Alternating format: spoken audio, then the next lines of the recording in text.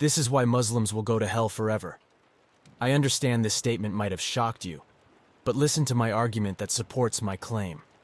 What if I told you that our perception of who a Muslim is somewhat corrupted? In the end, most people end up in hell forever, thinking they are Muslim.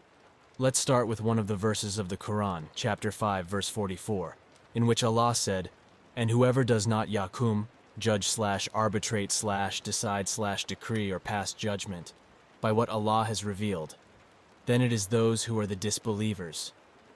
The rule is clear. If you are not judging or deciding based on what Allah has revealed, then you are a disbeliever.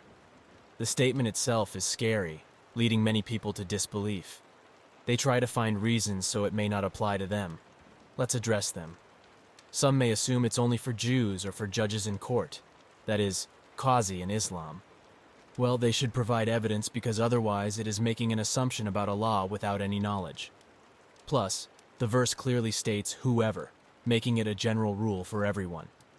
The derivative of this Arabic word yakum is also translated as decide or arbitrate throughout the Quran, giving the impression it's for everyone, and Allah knows best. In the end, I advise myself and you to strive and struggle to be cautious of Allah. Seek forgiveness when you fall into forgetfulness, and don't deliberately let yourself fall into it. Judge or decide by what Allah has revealed, and if you couldn't regarding matters of your own or others, then sincerely seek forgiveness again.